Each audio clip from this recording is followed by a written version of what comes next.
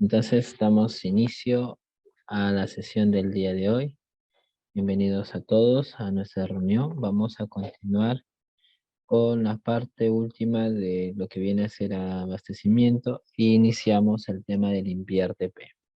Bienvenidos a todos. Vamos a iniciar con la parte de ejecución contractual. Muy bien, ya habíamos visto las dos primeras fases, que es en este caso los actos preparatorios y el procedimiento de selección. Ahora vamos a ingresar a la parte de la ejecución contractual, que es la fase de la contratación pública en el cual las partes, aquí ya hay otra parte que es como resultado del procedimiento de selección. Hay un ganador de la buena pro, esta buena pro se ha consentido o se ha declarado administrativamente firme y esta otra parte cumple con los requisitos para la firma de contratos. Se llega a perfeccionar el contrato, puede ser con el documento del contrato, puede ser con una notificación de la orden de compra o con la notificación de la orden de servicio, ¿no? Las partes cumplen las prestaciones, tanto la entidad como el contratista, y estas prestaciones son cumplidas en el marco de las reglas de juego que se han comprometido. El postor, en este escenario, ya convertido en adjudicatario y después en contratista, tiene la obligación de ejecutar la obra, entregar el bien o brindar, en este caso, el servicio. Por otro lado, la entidad, al recibir, al beneficiarse de la labor del contratista, tiene que cumplir con el pago, con efectuar el pago del justiprecio que ha aceptado en el procedimiento de selección. Esta relación se da en el marco del principio de equidad. Recuerden que aquí ya con la firma de contrato aparece el principio de equidad, de tal manera que busca mantener esta proporcionalidad, ¿no? Y esta equidad entre las partes. Muy bien. Para lograr un perfeccionamiento del contrato, nosotros debemos de recordar que el procedimiento se ha declarado consentido o ha quedado administrativamente firme. Muy bien. Cuando pasa esto, a los 8 días hábiles hay de plazo para la entrega de documentos desde el momento, luego, al día siguiente de que se ha registrado en el SEACE, el consentimiento de la buena pro, ¿no? El consentimiento de la buena pro o desde que la buena pro ha quedado administrativamente firme. Entonces tienen que pasar 8 días para que el ganador del procedimiento, el primer ganador, que ese es el primer adjudicatario, ¿no? Presente documentos, ¿no? A veces puede quedar un solo ganador, ¿no? A veces puede quedar un solo ganador. Ojo con ese detalle, ¿no? Y si hay más de un ganador, en este caso para bienes y servicios, van a dar dos ofertas calificadas.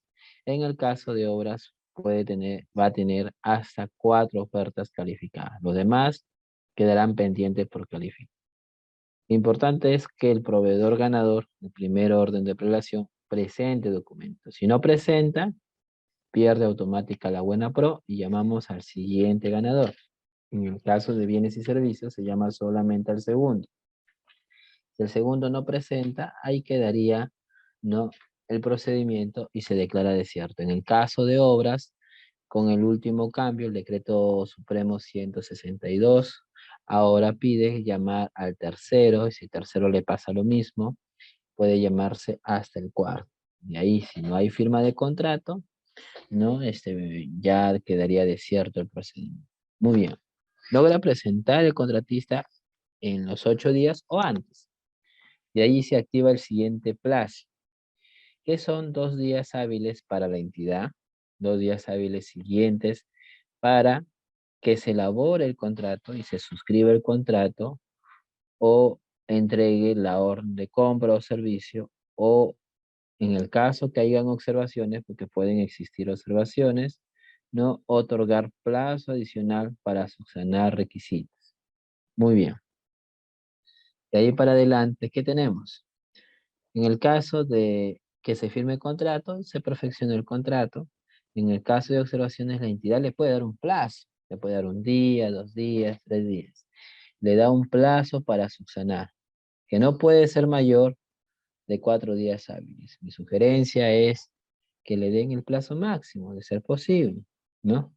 Mucho tienen que evaluar, ¿no? Qué tipo de documentación se está observando. Si es un solo documento que es rápido, pueden darle menos, 2 días, capaz un día.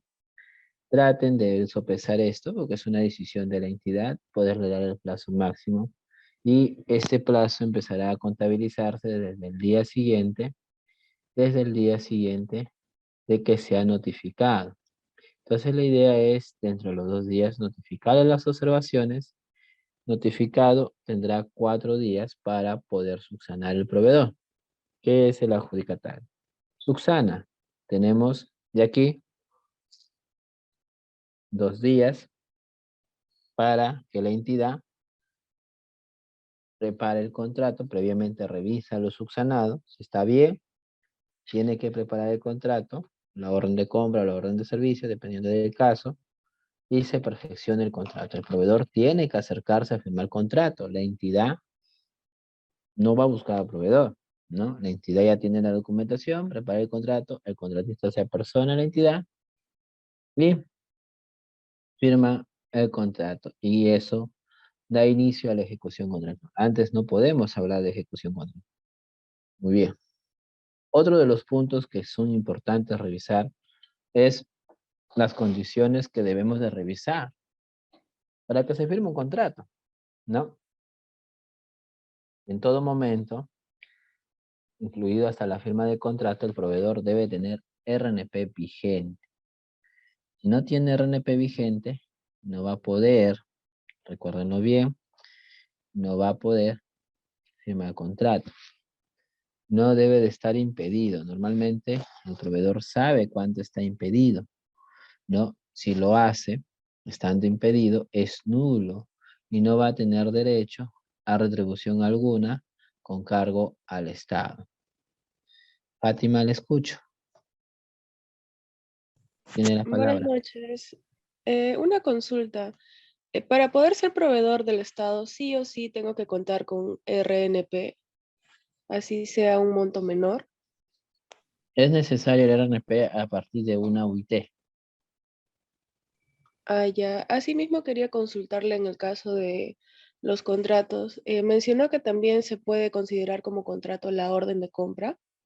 Así es. La orden de compra, la orden de ¿En qué, servicio, en sería el qué casos? contrato.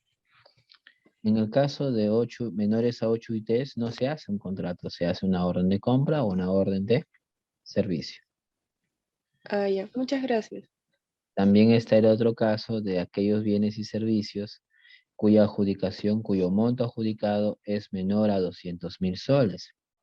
Entonces aquí la legislación prevé que el perfeccionamiento del contrato se realice con una orden de compra o una orden de servicio, obviamente notificada, ¿no? Antes era 100.000.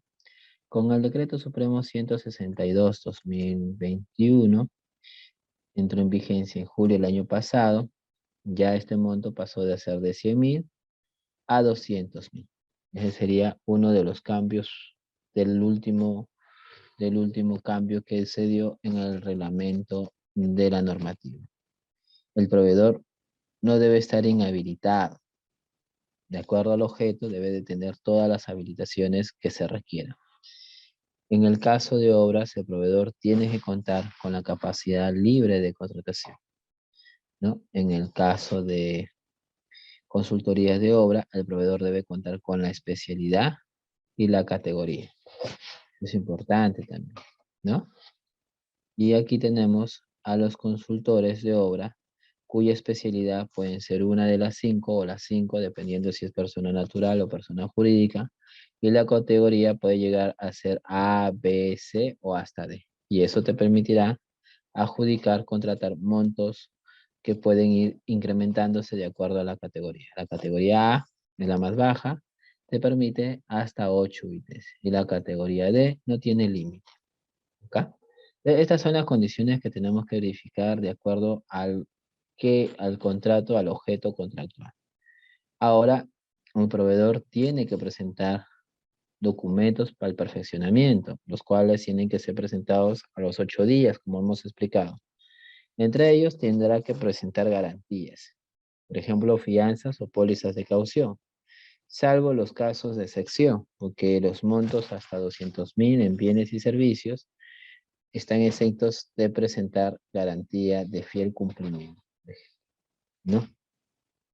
También, por ejemplo, si eres MIPE, ganas un servicio por 5 millones, la garantía sería de 500.000, al 10%. Entonces tú te acoges a un beneficio que se llama la retención. En ese caso, no presentas la garantía, presentas una solicitud de retención y acredita ser micro o pequeña empresa, ¿no? La REMIPE, ¿no? Si es que te has consorciado, en la oferta obra la promesa de consorcio y ya en el contrato entra el contrato de consorcio de ser el caso.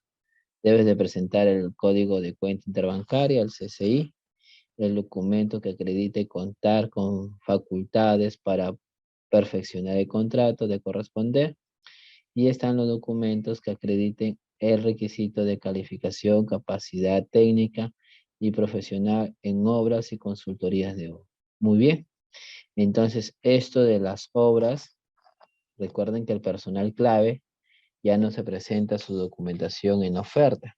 ¿Dónde se presenta? Se presenta ahora para la firma de contrato. Ojo con ese detalle. Muy bien, vamos avanzando.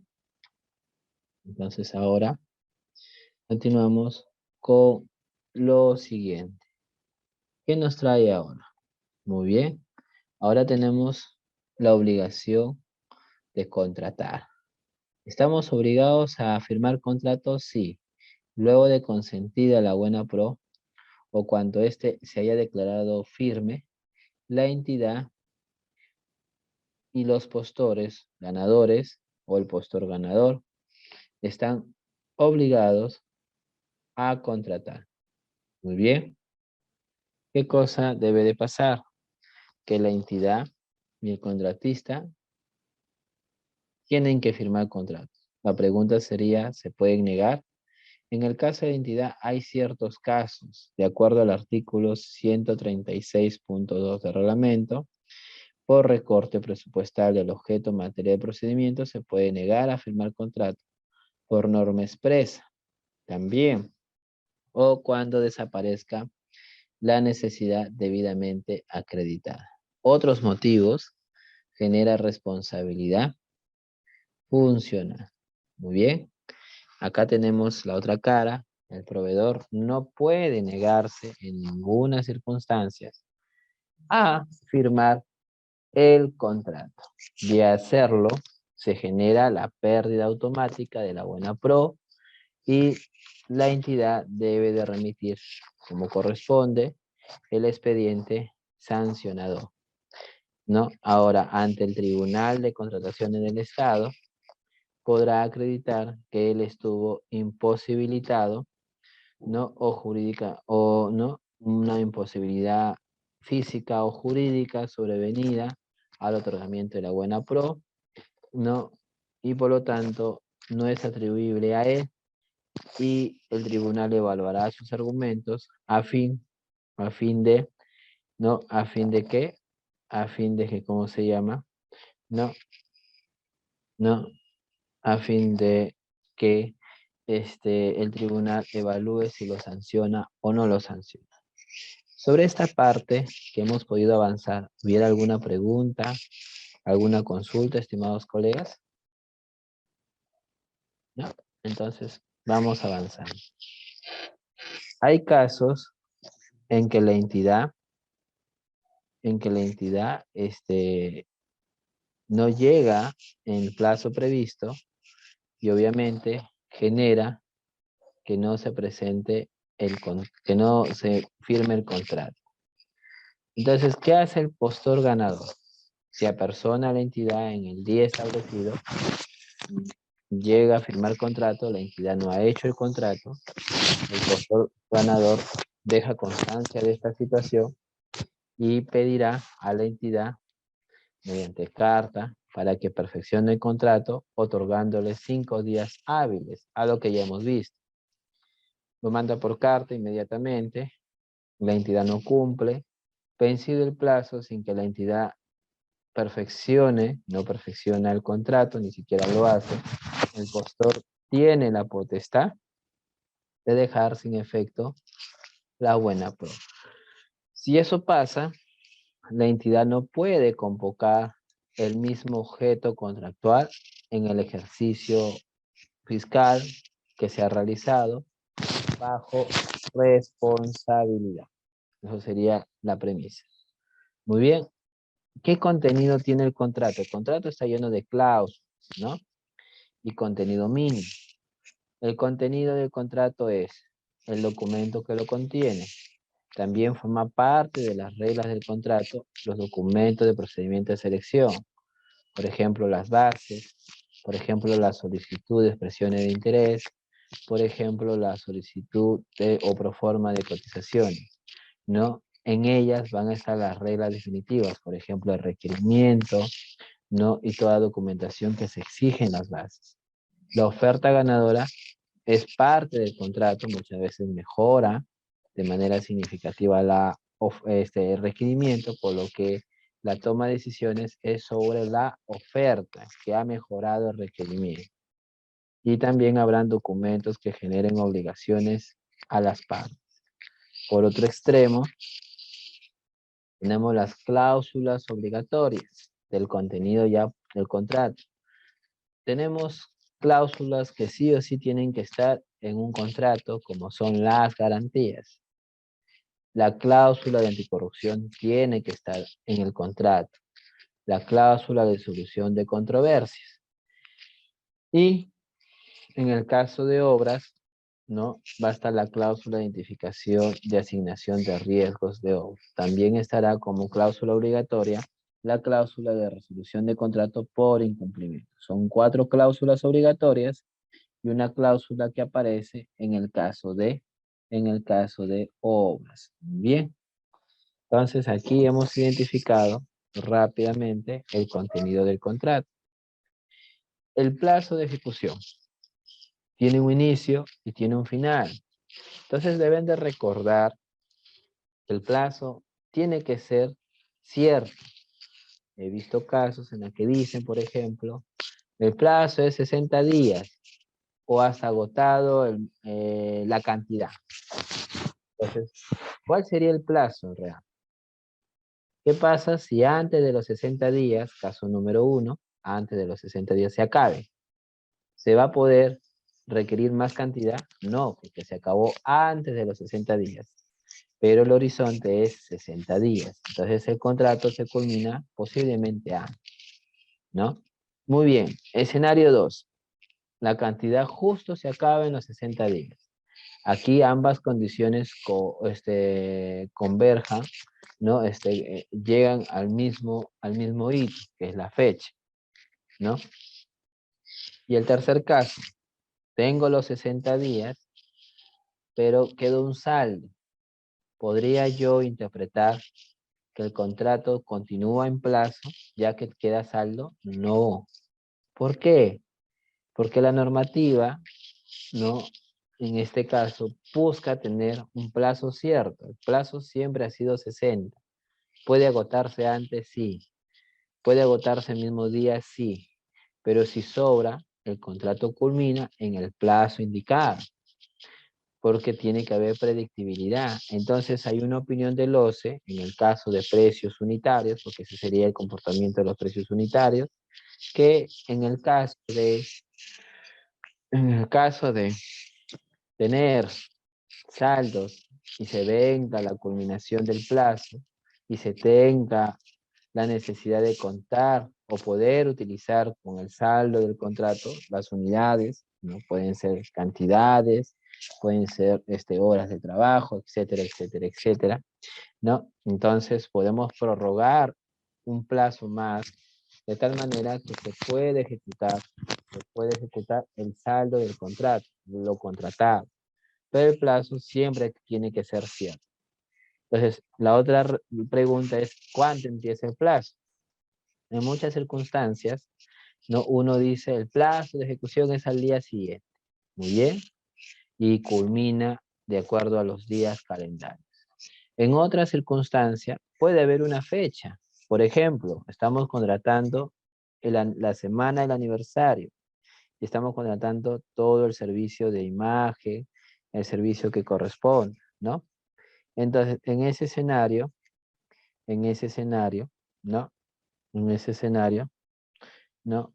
En ese escenario, podemos adjudicar ahorita, la siguiente semana, y poner que el evento se va a realizar del 18 de mayo al 25 de mayo, que es la semana del aniversario, ¿no? Entonces, podemos contratar ahora, podemos firmar contrato ahora, el plazo se va a activar en la fecha o las fechas indicadas, ¿no? Otro escenario, desde que se cumplan las condiciones previstas. Claro, el contrato puede decir que se firma el contrato y se tienen que cumplir condiciones en un plazo, por ejemplo, establecido, de tal manera que cumplidas las obligaciones, se tiene que iniciar el cómputo de plazo de la ejecución de la prestación. Ejemplo en obras, ¿no? Pedimos, después de firmar el contrato, que se entregue el terreno, que se notifica al supervisor o inspector cuando el expediente ha sido sujeto a modificatorias, se entregue el expediente modificado como efecto de resultado de la solución de consultas y observaciones, ¿no? Y también, por ejemplo, ¿no? Que se pague el adelanto directo, ¿no? Siempre y cuando se haya solicitado en el plazo establecido. Entonces, ¿qué pasa si no se cumple una de estas condiciones que pueden ser obligatorias en el caso del terreno, en el caso del residente, el supervisor o inspector? No, si no se llega a cumplir con estos, ¿no? Con estos requisitos, no va a iniciarse la obra, no se iniciaría la obra, ¿ok? Entonces, no se cumple los requisitos, el proveedor puede requerir que se cumplan los requisitos bajo procedimiento de resolvernos el contrato de obra, por ejemplo. Muy bien. El plazo de ejecución. Un área usuaria puede decir, el plazo es de 60 días. Muy bien. Hay que cuidar que el requerimiento no sea una prestación periódica o continua, porque si lo es, mínimo tienes que requerir por 365 días, un año, ¿no? ¿Y cuánto podría ser el máximo? Yo puedo contratar hasta por 3 años, salvo leyes especiales o naturaleza de la prestación. Muy bien. Entonces aquí está el otro ejemplo, que puede haber una fecha, y el otro ejemplo que puede ser mediante el cumplimiento de condiciones.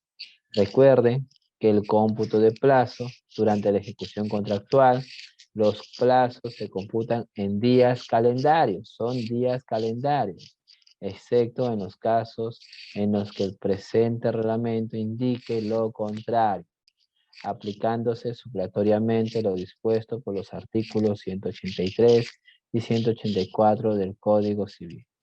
Estamos hablando del calendario gregoriano, donde dice si el plazo cuyo último día sea inhábil, vencerá el plazo el primer día hábil siguiente. Por ejemplo, hay contratos que han vencido hoy día.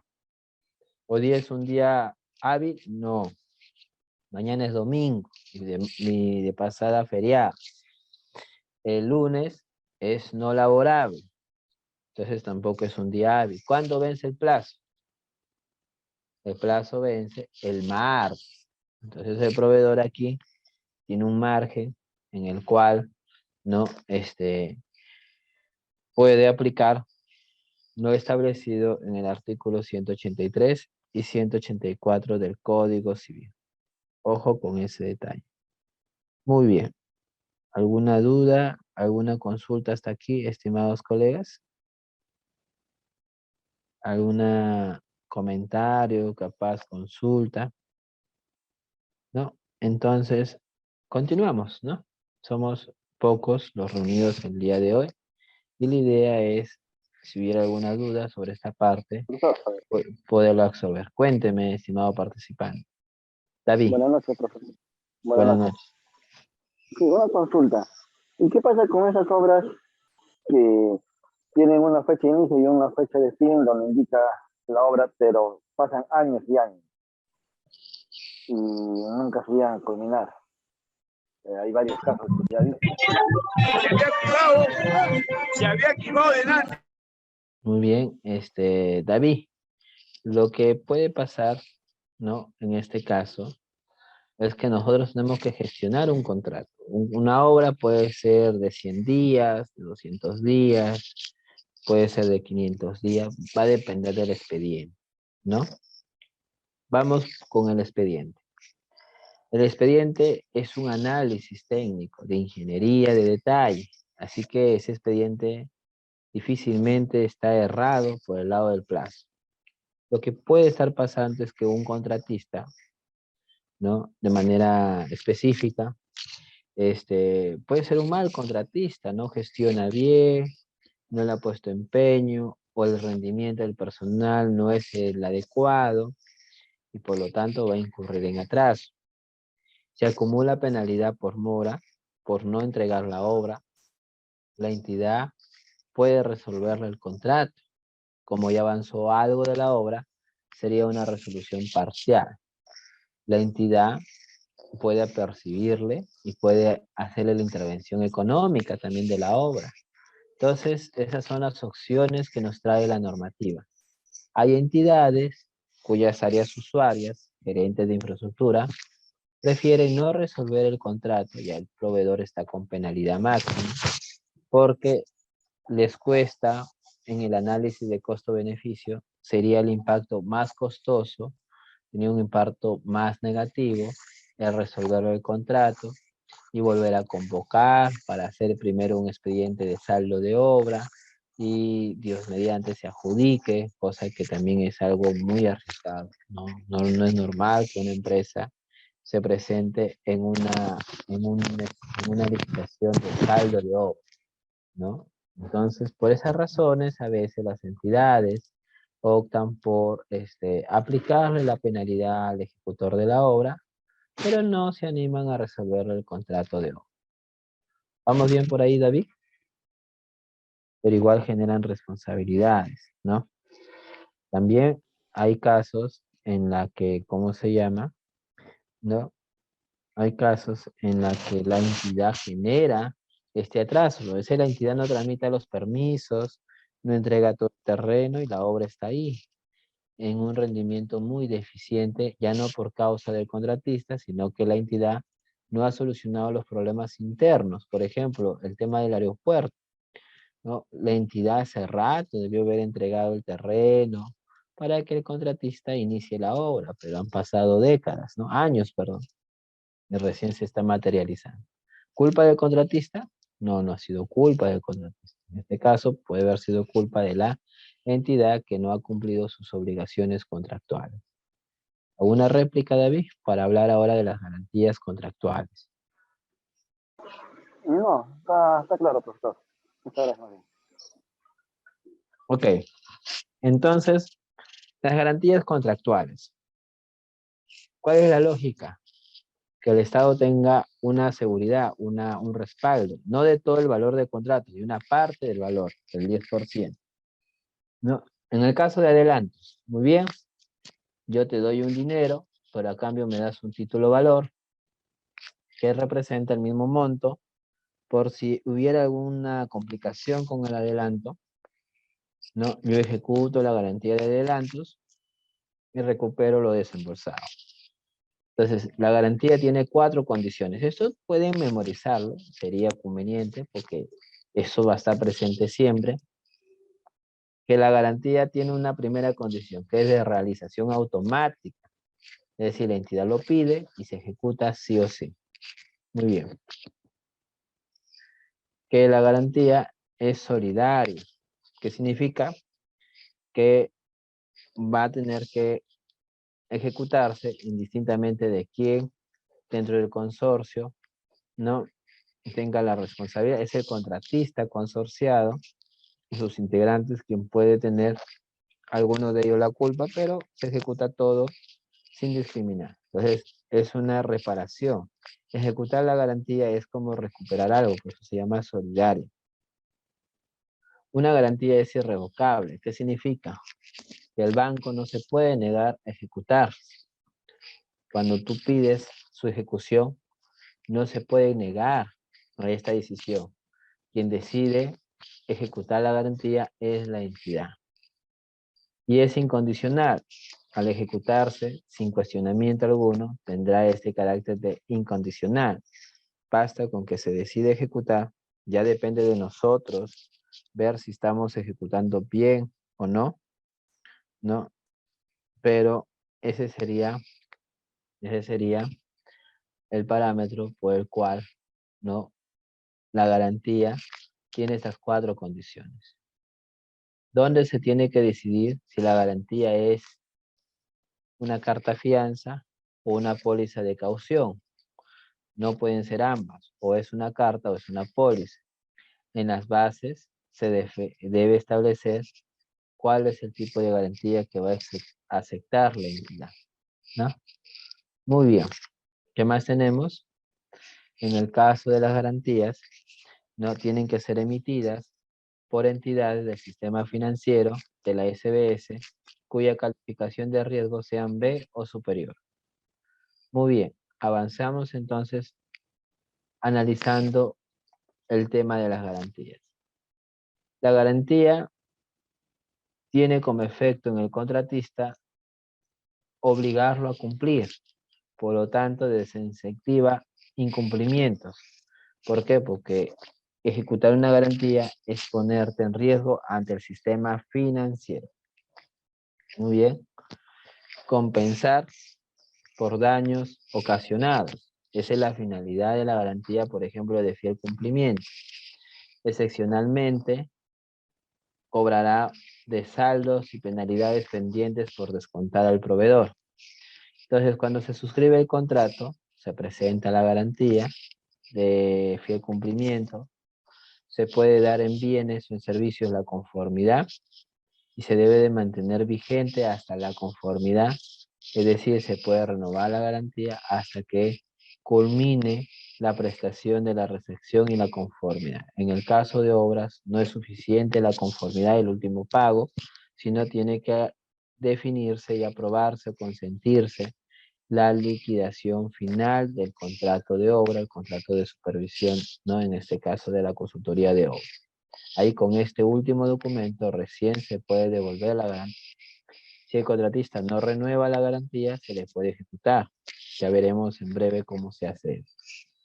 El contrato principal y puede haber contratos de prestaciones accesorias, ambos presentan garantías. Si hay, por un lado, el contrato principal por separado y otro contrato de prestaciones accesorias por separado, ambos tendrán las garantías y tendrán que darse hasta su conformidad por separado. Muy bien. Ejecutemos las garantías. ¿Cabe la posibilidad? Sí. Cabe la posibilidad de ejecutar la garantía. Caso número 1. Cuando el contratista no la renueva antes de su vencimiento. ¿Qué pasa si vence? Ayer venció una garantía. Entonces el tesorero no regresa el día martes, sabe que la garantía ha vencido, prepara la carta notarial, ¿no? Envía la carta para que sea enviada notarialmente a la entidad financiera para que se ejecute. Ya en el camino, si es que el contratista la remite, en este caso renovada, pues va a depender si la carta ha llegado o no. A veces la carta llega y la ejecutan igual. Entonces hay que tener bastante cuidado. Preferible renovarla antes de su vencimiento. Inclusive entregarla, en el peor de los casos, el mismo día de vencida. Pero si no la entregan, el contratista corre el riesgo de que le ejecuten inmediatamente la garantía, que a pesar de estar vencida todavía tiene una validez por un tiempo, inmediatamente tenemos que ejecutarla. Otro caso, resolvimos el contrato de obra, por ejemplo, por atraso, si el contratista no va más, y la resolución del contrato de obra se consiente. Es en ese momento, pasarán 30 días hábiles desde la resolución notificada al proveedor para que sea consentida. Y se consintió. En ese momento, al día siguiente, preparamos la carta de ejecución de la garantía de fiel cumplimiento, que es lo que corresponde, ¿no? El otro caso número 3, si a los 3 días de requerido el contratista no cumple con el pagar el saldo, puede haber, hemos hecho una liquidación y no paga el saldo, ¿no? A su cargo, si tiene que desembolsar dinero a la entidad, luego de recibida la prestación o liquidación de contrato. En este caso, ¿no? Si se da los 3 días, no deposita, tenemos que verificar que no haya depositado, pedimos la ejecución de la garantía de fiel cumplimiento, ¿no? Muy bien. En el caso número 4, cuando resuelto o declarado nulo el contrato, no se realice la amortización o el pago, aún cuando este evento haya sido sometido a un medio de solución de controversia. ¿Qué significa esto? Por ejemplo, tenemos un contrato, se ha resuelto, ¿no? Pero hemos desembolsado adelantos. Hemos desembolsado adelanto por 2 millones. Se ha amortizado medio millón. ¿Cuánto nos debe? La diferencia. Como ya está resuelto el contrato, ya no va a haber manera de amortizar. Entonces el proveedor tiene que devolver, en este caso, la diferencia. No devuelve. Mandamos la carta notarial para ejecutar la garantía por el total, no por una parte, por el total del monto. Ya después se hace la desagregación, la amortización y se devuelve el monto que sobra. Y eso es sobre la garantía por adelantos. Igual, la carta fianza que no es renovada, la de adelantos, no, si no es renovada también se puede ejecutar por no renovación. Recuerden que en el caso de la garantía por adelantos, la entidad antes de ejecutarla requiere por vía notarial al contratista, que requiere el desembolso del dinero, si no vamos a ejecutar la garantía por adelantos, otorgándole, ¿no?, el plazo de 10 días hábiles para devolver el monto pendiente de amortizar bajo el procedimiento de ejecutar la garantía. Muy bien, vamos avanzando y ahora tenemos esta parte de acá. Muy bien, tenemos que distinguir algo, el contrato original. El contrato original es el contrato suscrito como consecuencia del otorgamiento de la buena pro en las condiciones establecidas en base a la oferta ganadora. Y después, ¿qué puede pasar? Podemos aplicar diferentes modificaciones como su contratación, 40% de qué? Del monto contratado. Contrataciones complementarias después que haya culminado el contrato original. Necesitamos prestaciones complementarias, 30% sobre el contrato original.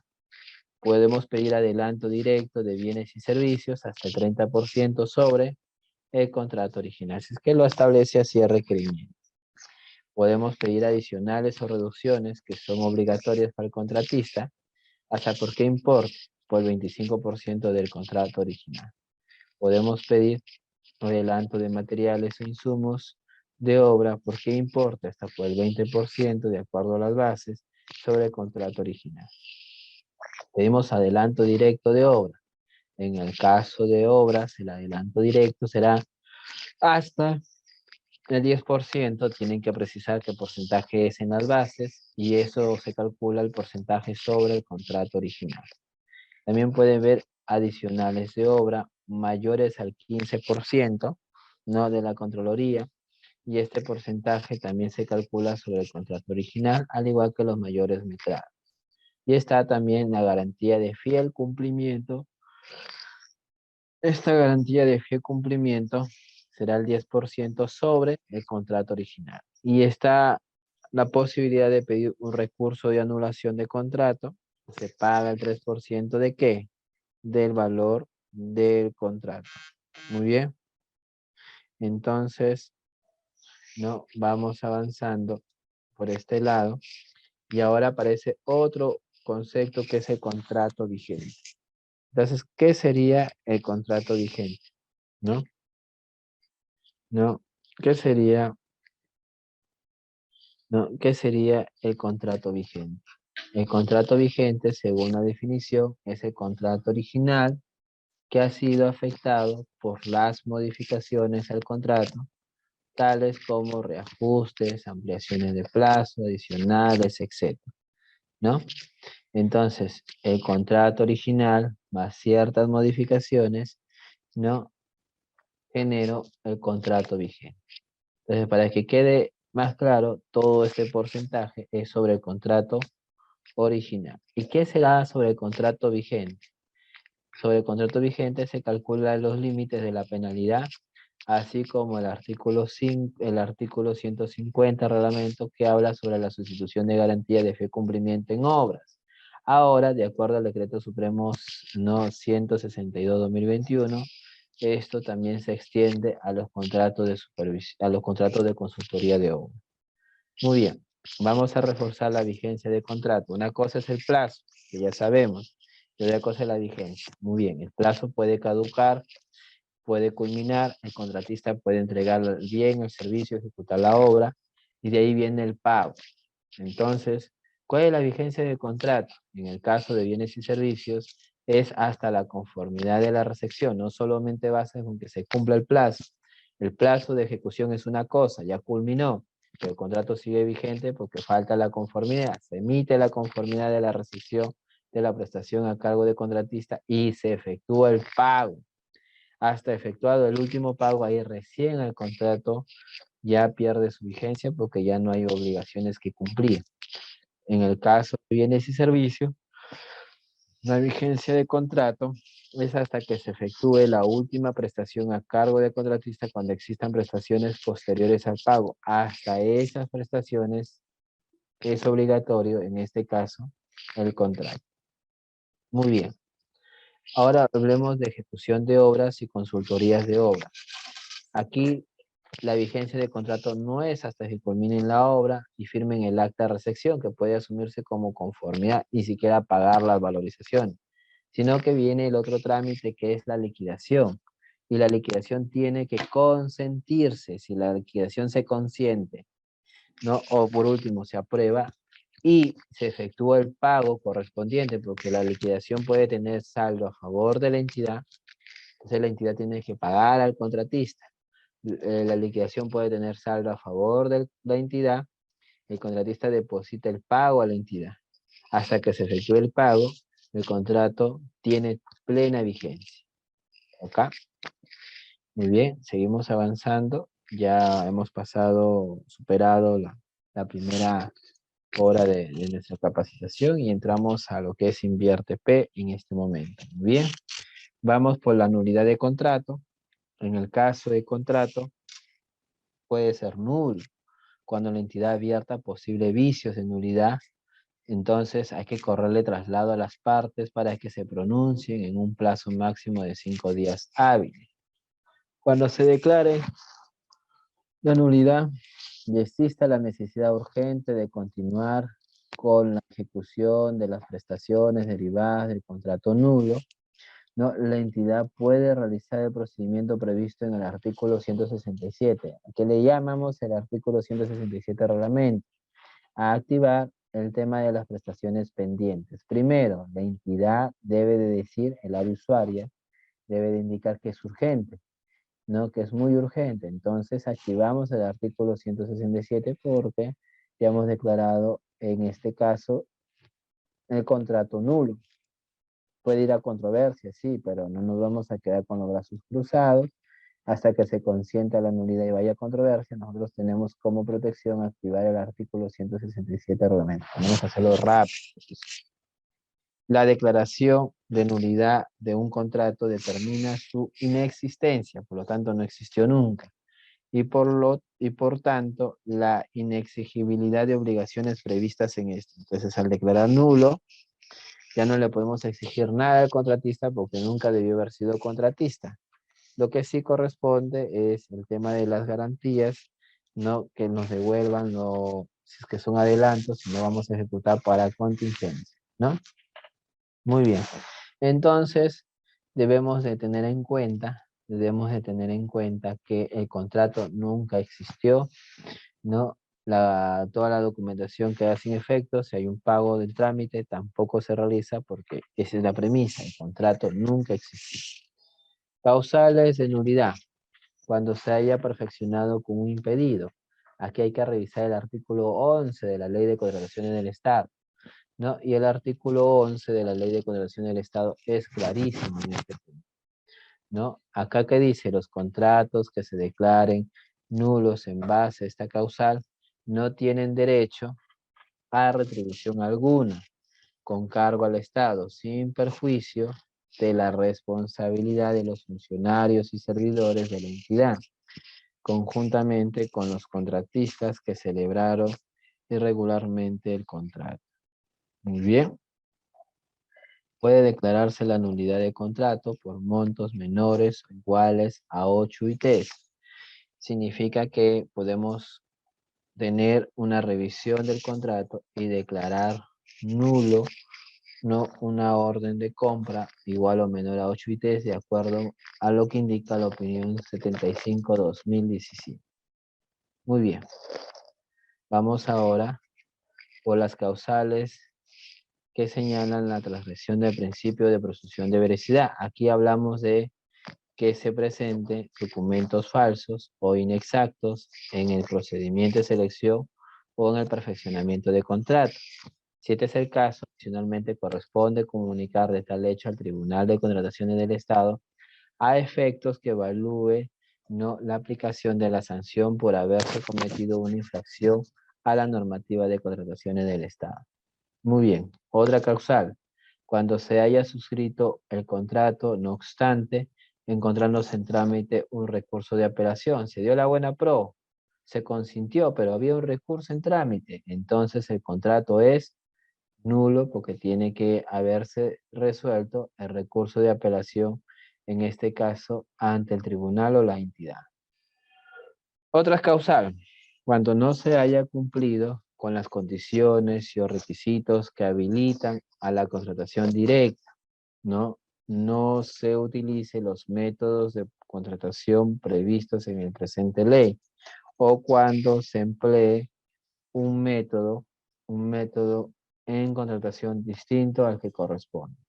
En este caso, de contratarse bienes, servicios y obras sin previo procedimiento de selección que corresponda, también es una causal de nulidad. Otra causal, cuando por sentencia consentida o ejecutoriada o reconocer por parte del contratista que se evidencie que durante el procedimiento de selección o para el perfeccionamiento del contrato, el contratista o sus accionistas, socios, empresas vinculadas o cualquiera de sus respectivos directores, funcionarios, empleados, asesores, representantes legales o agentes, haya pagado, recibido, ofrecido, intentado pagar o recibir u ofrecer en el futuro algún pago, beneficio indebido, dádiva o comisión. Esta nulidad es sin perjuicio de la responsabilidad penal y civil a que hubiera lugar. Muy bien, ¿cuál es otra causal? Aquí ya no es cuando tenga sentencia o cuando él reconozca. Aquí es cuando se acredite que el contratista, puede haber una denuncia, ¿no? Sus accionistas, socios, empresas vinculadas o cualquiera de sus respectivos directores, funcionarios, empleados, asesores, representantes legales o agentes haya pagado, recibido, ofrecido, intentado pagar o recibir u ofrecer en el futuro algún pago, beneficio indebido, dádiva o comisión en relación con este contrato o su procedimiento de selección.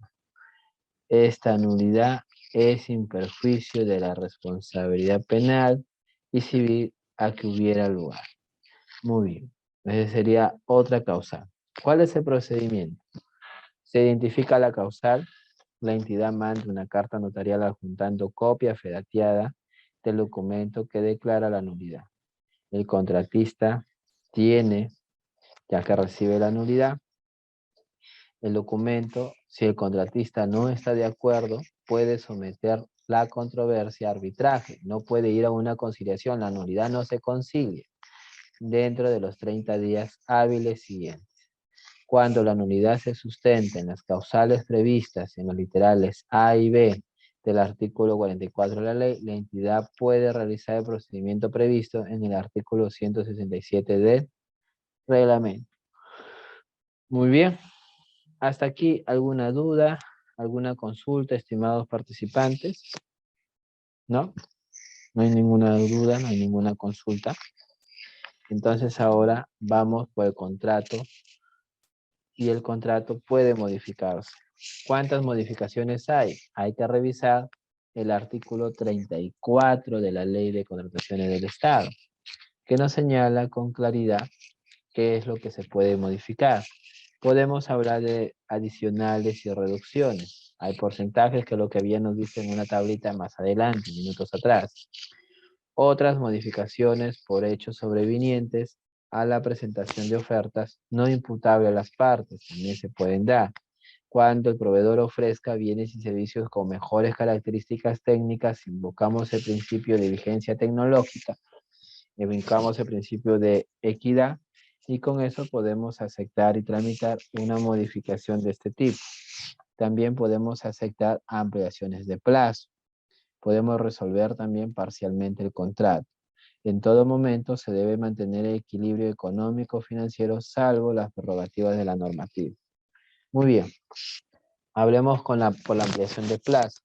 Se puede dar por esas causales, atrasos o paralizaciones no imputables al contratista. Tiene que sustentarlo bien.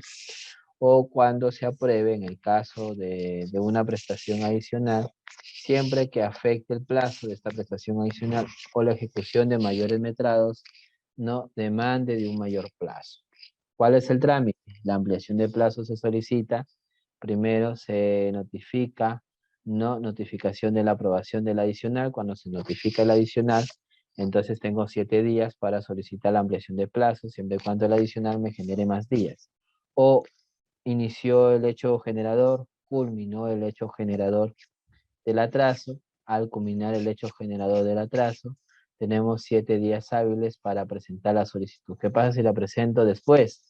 Ya no puede solicitar la ampliación de plazo. Tiene que ser dentro del plazo de 7 días hábiles de culminado el hecho generador o el hecho que paraliza o de aprobar la contratación, obviamente notificar al proveedor contratista. Muy bien. Presentamos la solicitud. La entidad tiene 10 días hábiles para resolver y notificar su decisión. Si no hace esto la entidad, si aplica el silencio administrativo positivo, el proveedor debe de entender de que ha sido aceptada su solicitud por silencio administrativo positivo y esto sí genera responsabilidad al titular de la entidad. Ahora hablemos de las penalidades. Las penalidades pueden ser por mora u otras penalidades. El contrato establece las penalidades aplicables al contratista ante incumplimiento injustificado de sus obligaciones contractuales a partir de la información brindada por el área usuaria. Las mismas que son objetivas, razonables y congruentes con el objeto de la convocatoria. La penalidad por mora y las otras penalidades pueden alcanzar cada una un monto máximo equivalente al 10% del monto de contrato vigente, de ser el caso del ítem que debió ejecutarse. ¿Qué debemos de saber de las penalidades? Estas penalidades se van a deducir de los pagos a cuenta, de cada pago, de las valorizaciones, del pago final, o inclusive de la liquidación final según corresponda, o si fuera necesario, se cobra del monto resultante de la ejecución de la garantía de fiel cumplimiento. En caso no sea posible cuantificar el monto de la prestación materia de retraso, la entidad puede establecer en los documentos de procedimiento de selección la penalidad a aplicarse. Se dispone que el retraso se justifica, se puede justificar si el retraso se justifica a través de la solicitud de ampliación de plazo debidamente aprobada. Si se aprueba, ya no habría penalidad. Si no se aprueba, el efecto indirecto es que hay retraso y esos días que está retrasado tendrá que aplicarse la penalidad por mora. En el caso de atraso injustificado del contratista en ejecución de la prestación objeto del contrato, la entidad le aplica automáticamente una penalidad por mora por cada día de atraso. La penalidad se aplica automáticamente, o sea, no le voy a decir al contratista que le voy a aplicar la penalidad, ya sabe que él está en atraso y eso de aplicación automática se calcula de la siguiente fórmula. 0.10 por el monto de contrato vigente entre F por el plazo vigente en días calendarios, donde F va a tener estos valores dependiendo de lo que se esté analizando. Muy bien. Tanto el monto como el plazo se refieren según corresponda, ¿no? En este caso, el monto vigente del contrato será el contrato en sí o el ítem que debió ejecutarse, o en caso que estos involucren obligaciones de ejecución periódicas o entregas parciales a la prestación individual que fuera materia de retraso. Muy bien, el retraso se justifica a través de la solicitud de ampliación de plazo debidamente aprobado. Adicionalmente, se considera justificado el retraso y en consecuencia no se aplica penalidad cuando el contratista acredite de modo objetivo, sustentado, que el mayor tiempo transcurrido no le resulta imputable, es decir, lo demuestra y va a proceder su ampliación de plazo. En este último caso, la calificación de retraso como justificado por parte de la entidad no da lugar a pago de gastos generales ni costos directos de ningún tipo. Esas serían las precisiones que nosotros tenemos que hacer. Ahora hablemos de las otras penalidades. Las otras penalidades las decide el área usuario y se debe de incluir los supuestos de aplicación de penalidad distintas al retraso o mora, la forma de cálculo de la penalidad para cada supuesto y el procedimiento mediante el cual se verifica el supuesto a canalizar. Estas penalidades se calculan de forma independiente a la penalidad por mora. Repito, estas penalidades no se calculan de manera independiente a la penalidad por mora. Muy bien. Entonces, vamos avanzando. Ya estaba esta parte, la vigencia de contrato. Ya sabemos qué es lo que está pasando. No. Y ahora continuamos con el otro módulo, que es lo que nosotros habíamos establecido. En este módulo número 3, de lo que viene a ser la parte de el invierte P, vamos a hablar la parte conceptual de proyectos de inversión pública. Iniciamos nuestra presentación indicando la estructura de nuestras sesiones. Vamos a hablar de la identificación de proyectos, el árbol de problemas, el árbol de objetivos, el marco lógico, que es la metodología que se utiliza, la formulación de proyectos, la evaluación de proyectos y las alternativas de solución. Iniciamos con la identificación de proyectos. Muy bien. Lo primero que debemos de recordar en el marco del Invierte P de la Directiva General, en este caso de la Programación Multianual y Gestión de Inversiones, es los niveles de documentos técnicos. El estudio de preinversión a nivel de perfil es clave. Se elabora para los proyectos de inversión de alta complejidad que presenten por lo menos una de las siguientes características. ¿Qué características? Exista un alto nivel de incertidumbre respecto al valor que pueda tomar las variables técnicas, económicas, ambientales y similares. Muy bien, ese sería el caso por el cual debemos de hacer un estudio de preinversión a nivel de perfil. Experiencia insuficiente en la formulación y ejecución de proyectos de la misma tipología. Entonces desarrollamos un estudio de preinversión a nivel de perfil. Su modalidad de ejecución se enfoca como asociación pública-privada, una APP, cofinanciada o que su financiamiento depende de fondos públicos provenientes de operaciones de endeudamiento externo. El último caso, ¿no? El último umbral es cuando el monto de la inversión sea mayor o igual a 467.000 UITs. 407.000 UITs. Si es igual o superior a las 407.000 UITs, entonces debemos de hacer un estudio de preinversión a nivel de perfil. Muy bien. ¿Qué más tenemos que saber para elaborar un estudio de inversión? Condiciones previas antes de iniciar la formulación de un proyecto. El costo de oportunidad de emplear recursos para la formulación de proyectos no prioritarios y que no se van a ejecutar. Es postergar la formulación de proyectos que resuelven problemas más urgentes para la población y que son los que contribuirán con mayor eficacia el cierre de brechas prioritarias.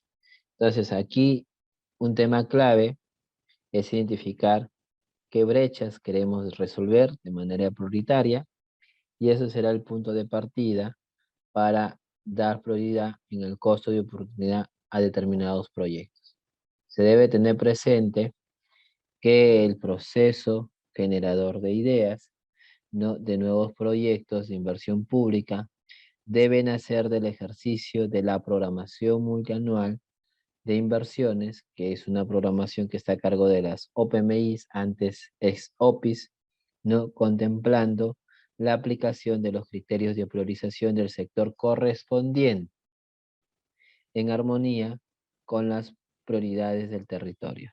Recuerden que es necesario que la unidad formuladora, aparece un primer concepto, es un primer elemento, unidad formuladora, de un proyecto efectúe un análisis de las capacidades, de nuestras capacidades de formulación y de las capacidades de ejecución de la unidad ejecutora de inversión. Otro elemento. Entonces tenemos ya unidad formuladora, que es la que se encarga de formular el proyecto, y la unidad ejecutora de inversión, que es la que se encarga de hacer la ejecución física y financiera, previamente hace la parte del expediente técnico de obra, ¿no?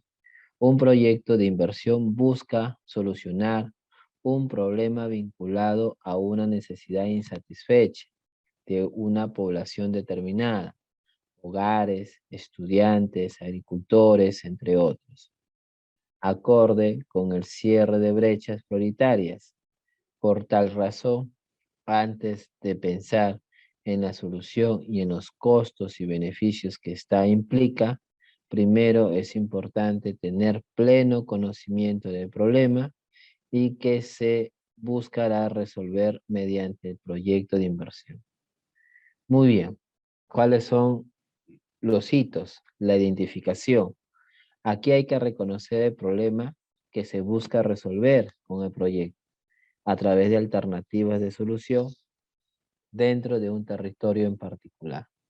¿Qué formulamos? Vamos a realizar un dimensionamiento de proyecto a partir de una brecha de oferta y demanda. Entonces vamos a optimizar la oferta, vamos a identificar la demanda y la diferencia será lo que realmente se deba de atender, ya que la oferta optimizada no va a alcanzar para la demanda insatisfecha. Y el planteamiento de la propuesta del tamaño va a depender de este análisis, la localización y la tecnología a fin de estimar los costos del proyecto. De ahí, de dimensionado, entra a evaluarse, porque tenemos que analizar costos, el costo social, ratios, entre otros, proceder con la evaluación social para adoptar la alternativa más eficiente y sobre la sostenibilidad del proyecto. Ahora no solamente el InvierteP, al igual que el SNIC, se preocupa por el financiamiento de proyectos, sino que el InvierteP imprime que se atienda la posinversión, o sea, la operación y mantenimiento esté garantizada. Muy bien, vamos por el ciclo de la identificación. Rápidamente tenemos, como ustedes pueden observar acá en esta parte, nosotros tenemos una situación negativa. ¿no? Una situación negativa, una necesidad insatisfecha, eso se convierte en la brecha, lo que va a ayudar el proyecto a solucionar. Entonces vamos por el lado de la identificación. Identificamos el territorio, ¿no? En la identificación el objetivo es plantear alternativas de solución para resolver un problema que afecta a una población. En el territorio hablaremos mucho del área de estudio y del área de influencia. La población afectada, describiremos las características de la población afectada, hablando de la población potencial, la población directa, y con ello haremos la identificación correspondiente. Analizamos la unidad productora, evaluamos sus procesos, factores de producción, sus deficiencias, estimamos su oferta actual de la unidad productora y realizamos una simulación sobre la oferta optimizada para ponerla en contrapeso con la población afectada.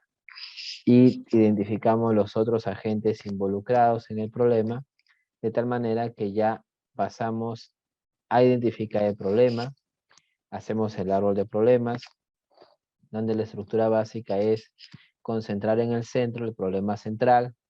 Debajo del árbol van a ver las causas directas, las causas indirectas, que sería el paso número 2. Y por el lado superior del problema tenemos los efectos directos y los efectos indirectos y el efecto final.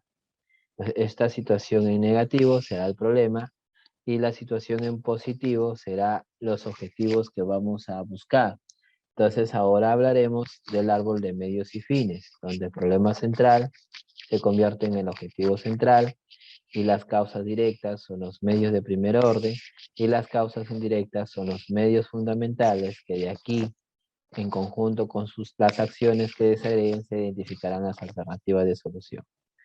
Si el problema se convierte en objetivo central, entonces al cumplirse este objetivo va a haber un efecto directo, fines directos, indirectos y el fin último del proyecto. De esta manera, nosotros avanzamos y como punto final tenemos la alternativa de solución que sería el paso número 3, ¿no?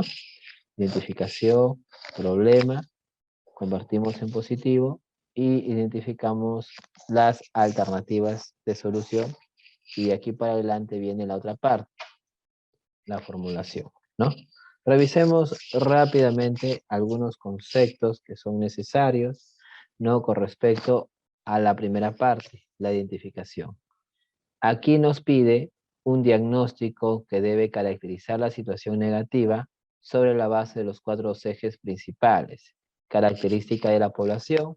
Hemos hablado que las características sociales, democráticas, económicas y culturales de la población afectada por el problema van a ser identificadas. Es la población que será atendida por el proyecto. Aquí tenemos que identificar con precisión la población que será atendida. Entender las necesidades, intereses, restricciones y otras condiciones que afectan la capacidad de la población para acceder al bien o servicio que necesita. Muy bien. Ahora vamos por el lado del territorio. El territorio, donde se va a realizar el proyecto, es el área geográfica en la cual se genera el servicio y en que la población accede a dicho servicio, conocido como el área de estudio. Identificamos las condiciones de este territorio que podría afectar el acceso, la producción y la distribución de los servicios que requiere la población y en la cual se va a hacer intervenir. Hablemos ahora de la unidad productora, la institución, la UP, ese conjunto de recursos articulados entre sí, mediante los cuales se brinda un servicio público a la población. El diagnóstico de la UP permite reconocer las limitaciones, ¿no?, de la oferta de servicios que genera la necesidad insatisfecha. Otros agentes involucrados, la población que no está directamente afectada por el problema, pero que podría verse afectada por la implementación del proyecto, ¿no? Eso también es importante analizar dentro del diagnóstico. Entonces aquí vemos en una gráfica de manera más didáctica, ¿no?, en el marco de la Guía General de Formulación y Evaluación de Proyectos, ¿no? Acá tenemos, por ejemplo, el territorio, que es todo esto, ¿no? Tenemos la población afectada, que es la comunidad, ¿no? Que consume este servicio. Tenemos la unidad productora, que puede ser precaria, que ofrece un servicio posiblemente deficiente, y otros involucrados que pueden verse perjudicados con la intervención en la unidad productora. Muy bien. ¿Qué fuentes de información necesito para hacer el diagnóstico? Podríamos usar fuentes secundarias, por ejemplo, oficiales, disponibles como censos poblacionales y de vivienda, encuesta de hogares, entre otros. Registros administrativos como el SCALE, ¿no? En el Ministerio de Educación, inventario de recursos turísticos que lo tiene el Ministerio de Comercio Exterior y Turismo, el inventario vial que lo tiene el Ministerio de Transportes y Comunicaciones, el REUNIS que es del Ministerio de Salud, sistemas georreferenciados, entre otros. Podemos acudir para la fuente secundaria, para demostrar el diagnóstico, a reportes sobre brechas de infraestructura y acceso de servicios sobre consumo promedio de bienes y servicios sectoriales, entre otras estadísticas. Podemos contar con documentación de proveedores, catálogos, documentos de trabajo, entre otros. Mapas de peligros existentes en la zona, planes nacionales, sectoriales, regionales y locales, y también las normas nacionales sectoriales. Todo eso formaría parte de la información secundaria, pero también hay que levantar información de fuente primaria para poder sustentar el diagnóstico, y esta se obtiene directamente a través del trabajo de campo, el cual consiste en realizar visitas al ámbito y o entorno del proyecto para la recopilación de datos, aplicando diversos instrumentos y o técnicas, como por ejemplo encuestas, entrevistas, talleres, grupos focales, conteo de viviendas. Podemos utilizar material fotográfico con imágenes que evidencian la situación actual del servicio, o factores productivos usados en su provisión, por ejemplo, congestión del servicio de transporte, infraestructura dañada, equipos existentes, entre otros. Puede haber también una evaluación del estado actual de la unidad productora en términos del análisis de su proceso de producción actual, factores de producción, capacidad de producción, realizadas por un especialista en la materia. En caso de excepcionales debidamente justificados, esta evaluación se puede realizar mediante estudios de ingeniería que correspondan. Dentro de las fuentes primarias es posible distinguir información cualitativa, ¿no? Que es opiniones de expertos, inspección visual de un experto, entre otros, e información cuantitativa. En este caso, la información cuantitativa es pruebas, ¿no? En este caso, medibles y objetivas, como estudios básicos de ingeniería, aplicación de investigación de mercado para la estimación de demanda, entre otros.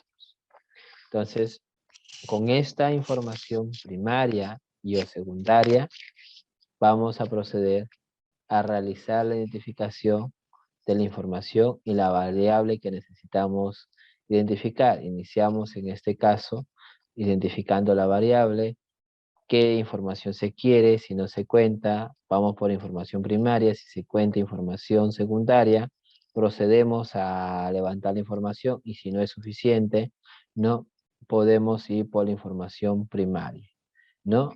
Muy bien, entonces, si es suficiente la información secundaria, acabaría nuestra investigación.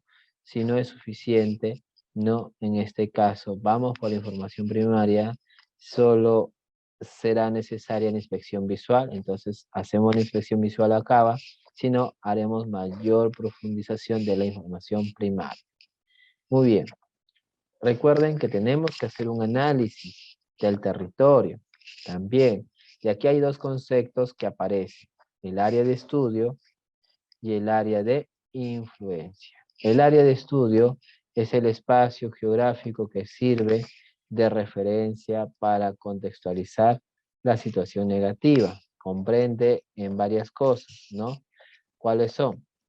El área donde se localiza la población afectada, el área donde se ubica donde se ubica la unidad productora a intervenir cuando ésta exista o donde podrá construirse una nueva unidad productora, y el área donde se ubican otras unidades productoras a las cuales pueden acceder la población afectada. ¿Y cuál va a ser el área de influencia? El área de influencia será, en este caso, el espacio geográfico donde se ubica la población afectada. Muy bien, podemos hacer el área de estudio y el área de influencia, no que puedan coincidir, sí, ¿por qué no? Vamos a ver rápidamente. Para realizar el análisis de territorio se debe contar con las siguientes premisas. Tenemos 3 premisas. El área de estudio siempre va a ser mayor o igual que el área de influencia, ¿no? Será igual cuando las unidades productoras se ubiquen dentro del espacio donde se ubica la población afectada por la situación negativa. Por ejemplo, una escuela o una comisaría será mayor cuando los factores de producción de la unidad productora se ubiquen en áreas distintas a la de la población afectada. Por ejemplo, la captación y línea de conducción de agua, no la ampliación del sistema de agua potable hacia zonas vulnerables, o una línea de distribución de ampliación de la red eléctrica rural. Ahí, por ejemplo, tenemos área de estudio que será mucho mayor que el área de influencia. Ojo con ese detalle. Muy bien, ¿no? Hasta aquí, ¿hubiera alguna consulta sobre esta parte que nosotros estamos desarrollando? Muy bien, el área de estudio puede definirse a partir de límites relevantes, tales como geográficos, que pueden ser ríos, lagos, montañas, quebradas, o administrativos, límites distritales, provinciales, etc. ¿No? ¿No? Acá es importante ver el trazo de infraestructura física también, puede ser la limitante como autopistas, líneas ferroviarias, canales o condiciones actuales de accesibilidad de la población afectada. ¿No? Los ámbitos del área de estudio y área de influencia pueden variar con el avance en la elaboración del documento técnico. Estamos hablando del estudio de inversión, que justifica la decisión de inversión como resultado de la incorporación de más información. Muy bien. Entonces, de manera gráfica, creo que así lo vamos a entender un poco mejor, ¿no? Aquí tenemos lo sombreado, es el área de estudio. Todo esto sería nuestra área de estudio. Estamos ante una fuente de agua existente que está acá, ¿no? Con suficiente caudal para atender una demanda de agua adicional. Entonces, esta población no tiene agua. Jalamos el agua de una línea que ya existe, la extendemos con la red primaria y después la red secundaria y atendemos esta zona no atendida. En este caso, el área de influencia es la zona que no cuenta con acceso al servicio de la población acceso al servicio que la población afectada, y el área de estudio comprende además el área donde se ubica el sistema de agua potable existente, ¿no? Porque estamos haciendo una ampliación, y sus activos, la captación, línea de conducción, planta de tratamiento, reservorio, entre otros. Muy bien, avancemos entonces cuando el área de estudio se amplía. Nosotros tenemos esta área de influencia, tenemos esta área de estudio y de pronto tenemos otra captación de agua. Al igual que el caso anterior, en el caso 1, salvo porque la fuente de agua existente no puede atender la demanda, o sea, queda insuficiente de agua adicional de una nueva zona y se requiere una nueva fuente de captación de agua para satisfacer la demanda de este espacio, de esta población. Vendrá agua de acá, pero también vendrá agua de esta otra captación de agua. En este caso, se amplía el área de estudio respecto al área determinada en el caso 1, al incluir el área donde se ubica la nueva fuente, ¿no? El trazo de la línea de conducción y los otros activos del sistema. Muy bien, caso número 3, donde ambas áreas se extienden.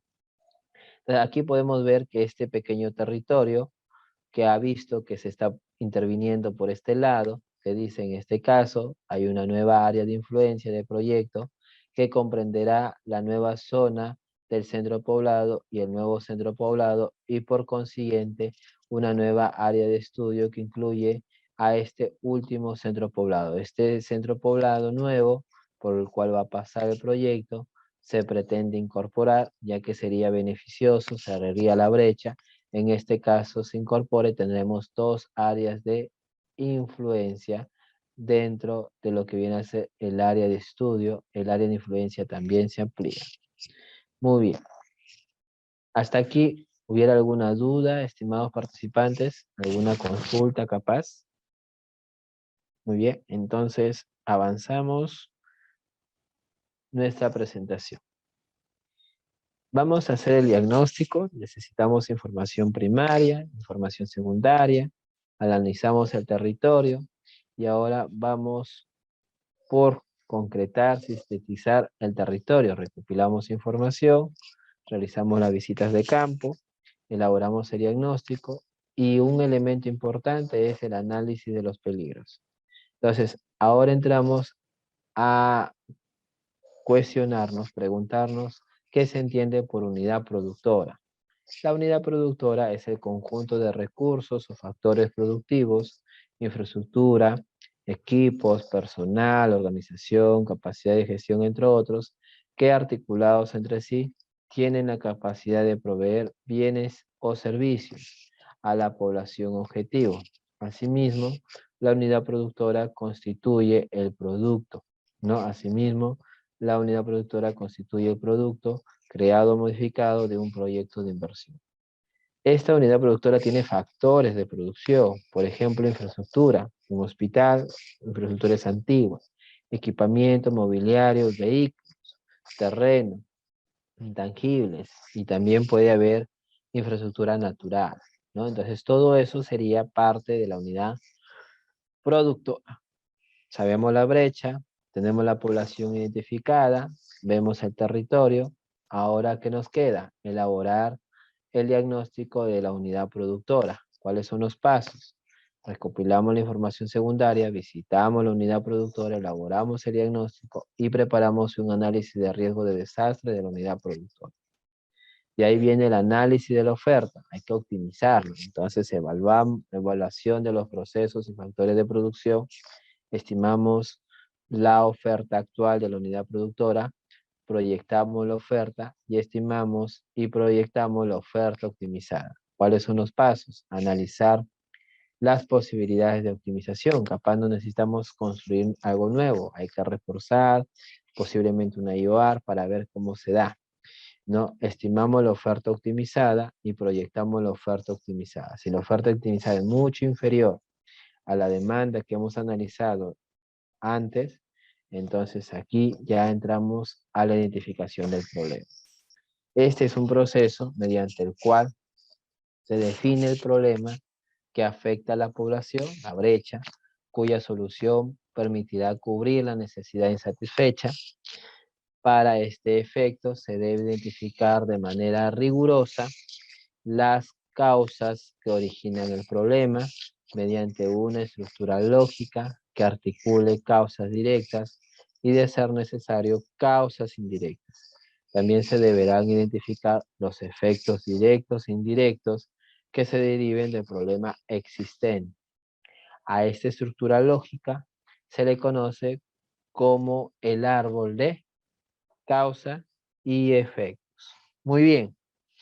Vamos a desarrollar las alternativas. Ya hemos analizado, ya hemos identificado sobre la base del árbol de causa y efectos.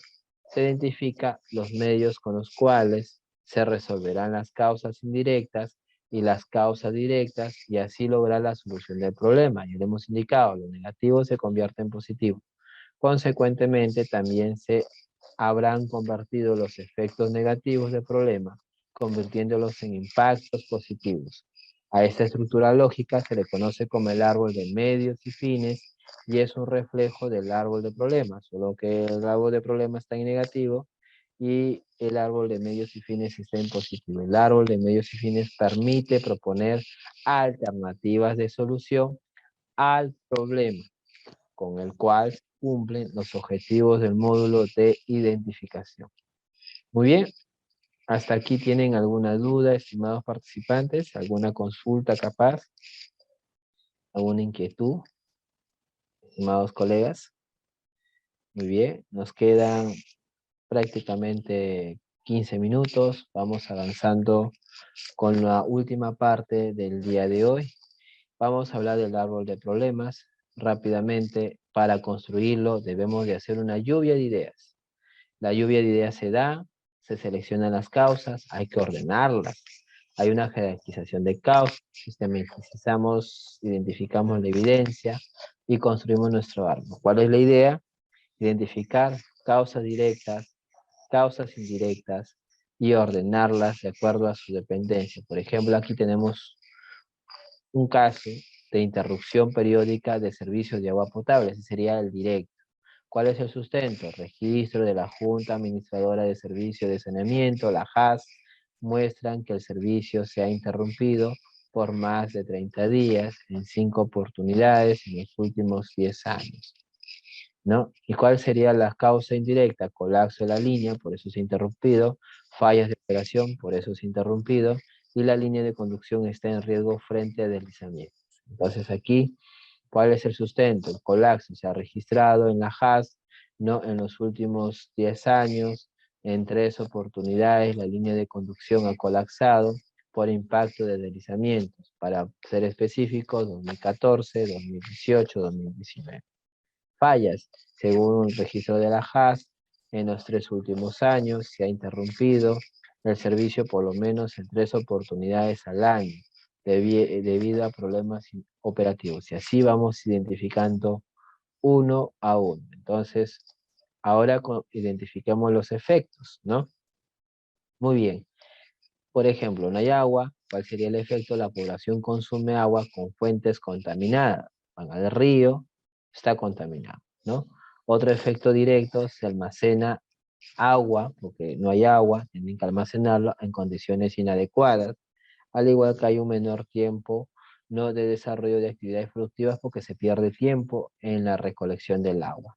Y aquí tenemos, dentro de la población que consume agua con fuentes contaminadas, habrán efectos indirectos. Por ejemplo, se incrementan las incidencias de enfermedades gastrointestinales y dérmicas.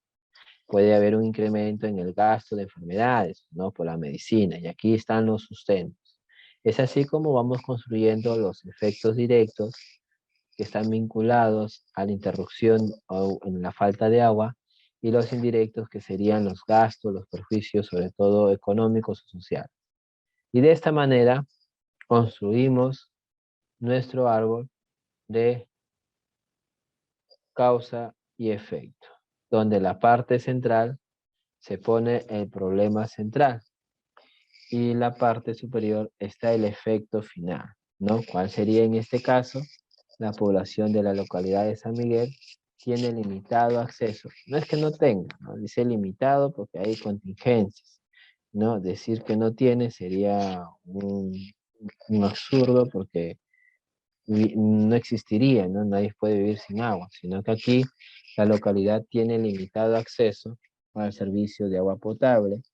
Las causas directas están acá, causa directa 1, causa directa 2, causa directa 3, y las causas indirectas serán estos que están acá. Por el lado de los efectos, hay 3 efectos de este problema. Bajo consumo de agua de calidad, se almacena agua con condiciones inadecuadas, y hay un menor tiempo para las actividades productivas porque tienen que recaudar el agua.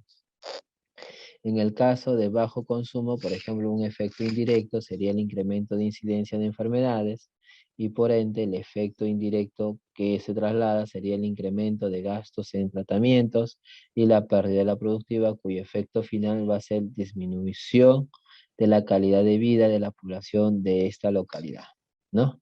Y es así como se construye el árbol de, en este caso, el árbol de causa y efecto, ¿no? El árbol de problemas. Muy bien. Vamos entonces avanzando.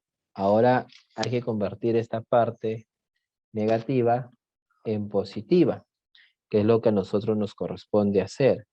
Entonces, continuamos Y como ustedes pueden ver en el esquema, ¿no? En el esquema, ¿no? Esto es rápido, ya ustedes lo comprenden. El problema central pasa a ser el objetivo central. El planteamiento del objetivo central se convierte expresando en positivo el problema central identificado. Entonces tenemos acá un problema central, limitado acceso del servicio de telecomunicaciones en los distritos, no, en los centros poblados del distrito de Cangay. Si acá es limitado, acá tendría que ser adecuado acceso, ¿no? Y esto es la reversión de una situación, de un problema central que está en negativo a un objetivo central que es lo que se desea lograr con la intervención del proyecto.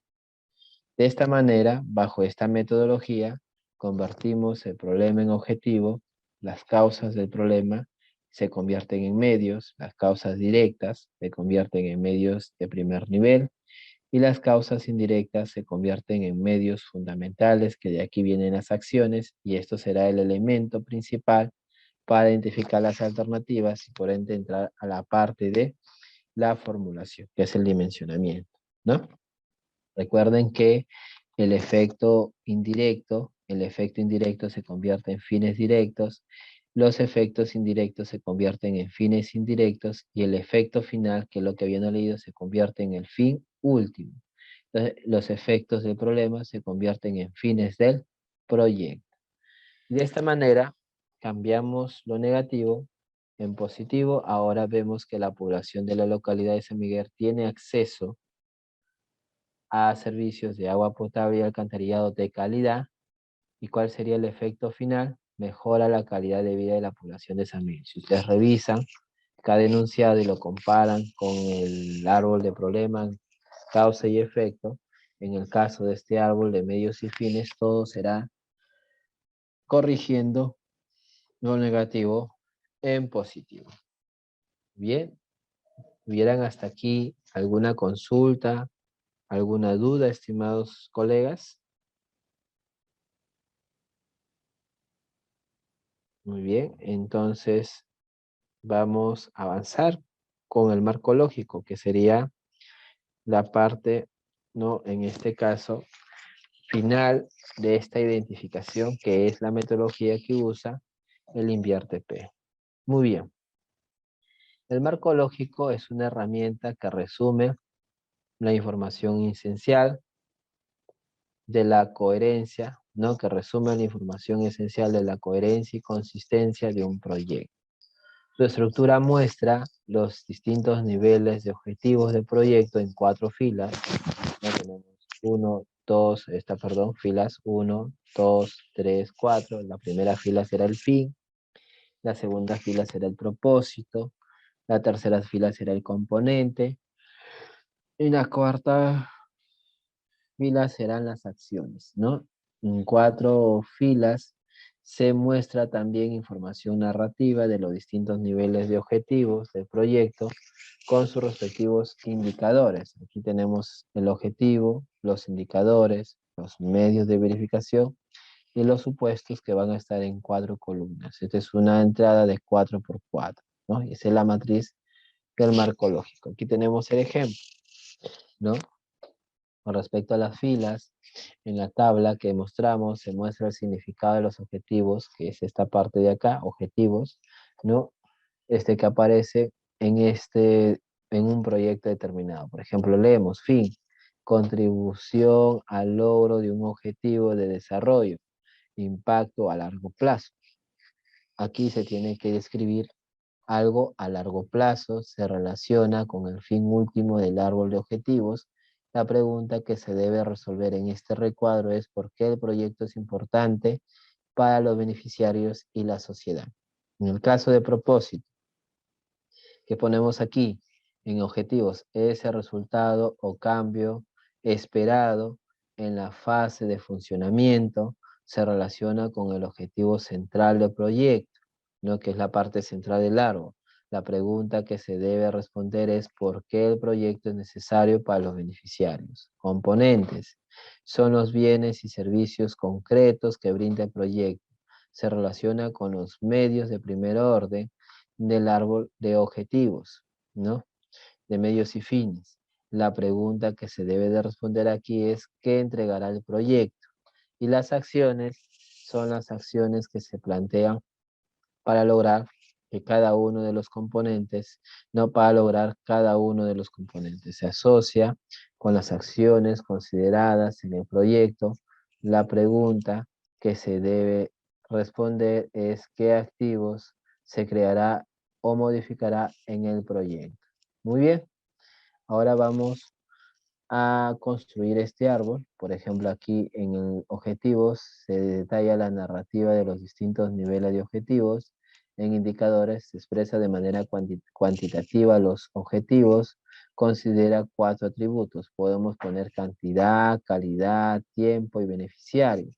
Los medios de verificación serán las fuentes de información para construir indicadores y verificar el cumplimiento de objetivos. Y los supuestos son condiciones que deben existir para el éxito del proyecto. Se asocian con los riesgos que puede afectar el cumplimiento de los objetivos. Y de esa manera, nosotros tenemos el esquema ya realizado, ¿no? Entonces aquí nosotros no tenemos la utilidad del marco, ¿no? Del marco lógico, la metodología del marco lógico. En la fase de formulación y evaluación, la elaboración de esta matriz de marco lógico permite verificar la lógica causal, no causa, no de lo que se está identificando en el proyecto, en el módulo de identificación. A partir del análisis de la correspondencia entre los distintos niveles de objetivos. Recuerden que debemos de revisar que se haya definido los indicadores con los atributos de cantidad, calidad, tiempo y beneficiario, tal como se detalla después en el módulo de formulación y evaluación.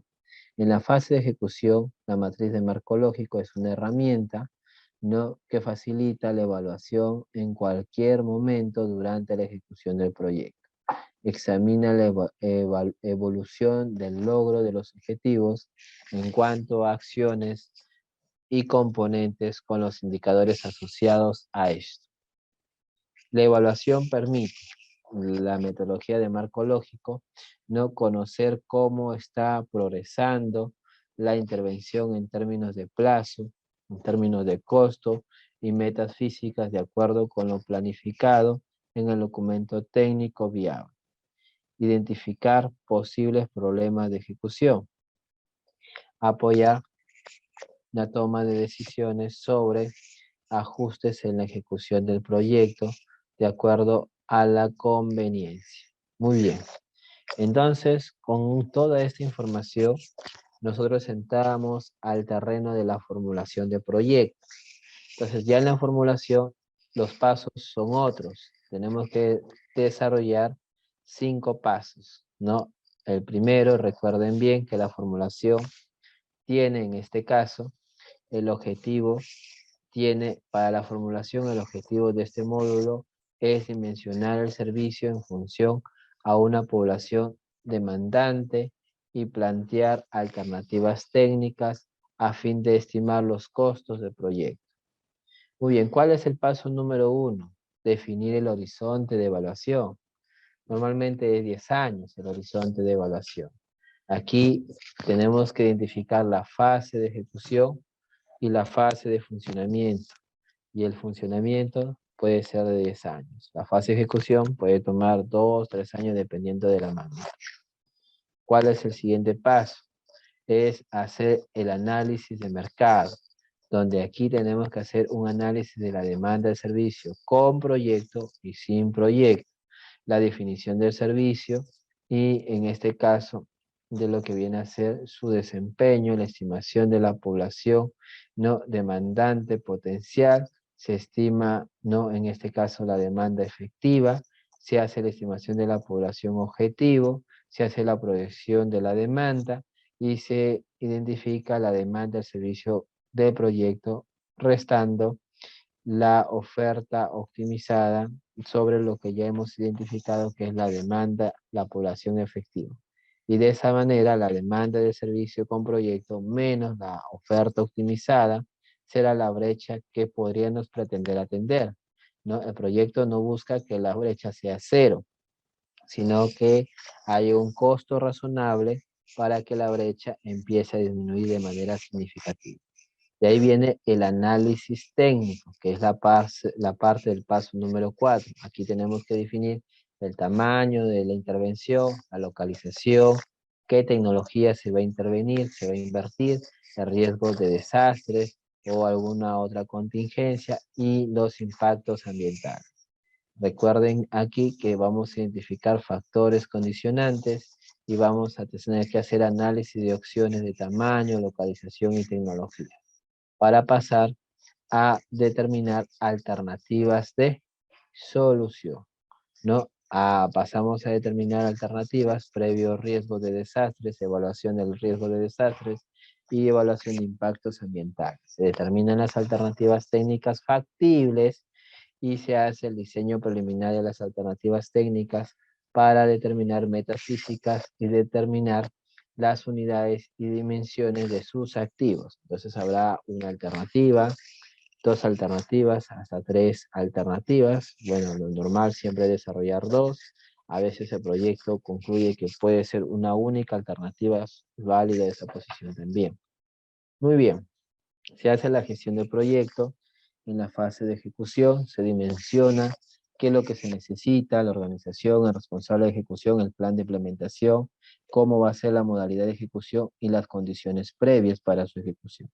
Y se proyecta cómo va a ser la fase de funcionamiento, la entidad que va a estar a cargo de la operación y mantenimiento, qué instrumentos de gestión van a contar, qué condiciones previas deben de tener para la operación. Y tenemos que considerar en todo momento la gestión de riesgos. Con todo ello, hacemos un costo, el costo de proyecto y el costo de la fase de funcionamiento. Entonces, se estiman los costos de la inversión. También tenemos que estimar los costos de la inversión en la fase de funcionamiento, que es lo que se diferencia del SNIC, ¿no? Aquí ya tenemos que identificar no solamente la parte del costo de la inversión, sino también tenemos que justificar y garantizar mediante actas, firmas, la fase de funcionamiento. Se estiman los costos de operación y mantenimiento incrementales y se definen los costos incrementales del proyecto. Y con todo esto, como es una formulación, entramos a la otra fase, que es la evaluación, y en la evaluación lo que se busca es declarar viable. Entonces, hemos llegado a esta parte, ya considero que hemos avanzado muy bien. Entonces nos queda la siguiente sesión para cerrar el módulo de formulación y de ahí en adelante continuar con otro módulo. ¿Les parece bien, estimados colegas? Si aquí nos quedamos, hemos cerrado ejecución contractual y hemos avanzado hasta la parte de formulación de un proyecto de inversión ya en el marco del INVIERTE-P. ¿Tienen alguna duda, estimados colegas? ¿Alguna consulta adicional? Yo sé que están cansados, es un fin de semana, ¿no? Pero el esfuerzo de ustedes no tendrá, ¿no? Frutos, yo estoy seguro que sí. Y bueno, de mi parte yo me voy despidiendo. No sé si tengan alguna duda, alguna consulta. Los esperamos la próxima semana.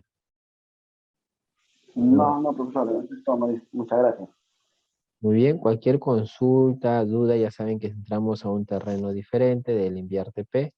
Traigan sus dudas, sus consultas y los podemos abordar. Muchas gracias, señor anfitrión. ¿Alguna palabra? Si no, nos pasamos ya a despedir. Gracias, David. Gracias, Oscar, Elizabeth, Yair, Jessica y Fátima. Señor anfitrión, damos por concluida nuestra sesión del día de hoy.